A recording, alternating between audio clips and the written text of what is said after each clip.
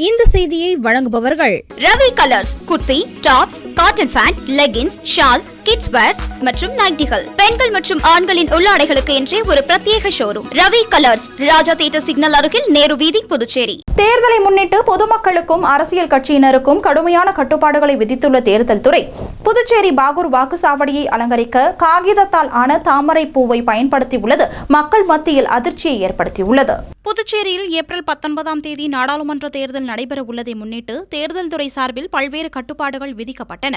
அதன்படி ஊர் முழுவதும் ஒட்டப்பட்டிருந்த போஸ்டர்கள், பேனர்கள் உள்ளிட்டவை முழுமையாக அகற்றப்பட்டன. இதேபோல் அரசியல் கட்சியினரின் சுவர் விளம்பரங்களும் நகராட்சி ஊழியர்களால் அழிக்கப்பட்டன. மேலும் ஆங்காங்கே உள்ள தலைவர்களின் சிலைகளும் கூட சாக்கு பைகள் கொண்டு மறைக்கப்பட்டுள்ளன. அதே சமயம் எந்த கட்சியை சேர்ந்தவர்களும் குறிப்பிட்ட நேரத்தை தாண்டி எந்த வகையிலும் பிரச்சாரம் செய்யக்கூடாது என நிபந்தனை விதிக்கப்பட்டுள்ளது. ஆனால் புதுச்சேரி பாகூர் வாக்குச்சாவடியில் தேர்தல் பணியில் ஈடுபட பெண் பணியாளர்கள் மட்டுமே அமர்த்தப்பட்டுள்ளனர். இதனை தெரிவிக்கும் வகையில் இந்த பூத்தை பிங்க் பூத் என அறிவித்து வாக்காளர்களை கவரும் வகையில் பிங்க் நிறத்தில் அந்த வாக்குச்சாவடி அலங்கரிக்கப்பட்டுள்ளது. இதற்காக பிங்க் வண்ண பூக்களை கொண்டு வாக்குச்சாவடி வாயில் அலங்கரிக்கப்பட்டுள்ளது. இதனிடையே பிங்க் நிறத்திலான பெரிய அளவு தாமரை பூ ஒன்று வாக்குச்சாவடி வாயிலேயே அமைக்கப்பட்டுள்ளது.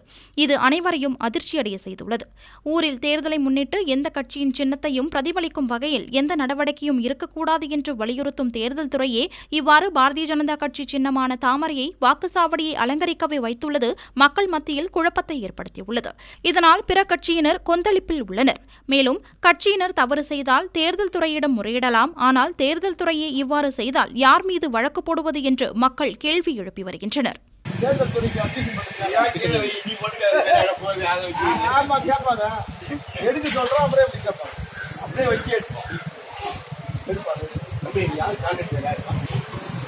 உங்கள் AMN டிவி செய்திகளை யூடியூபில் உடனுக்குடன் காண AMN டிவி பாண்டிச்சேரி சேனலை சப்ஸ்கிரைப் செய்யுங்கள். பெல் பட்டனை மறக்காமல் கிளிக் செய்யுங்கள்.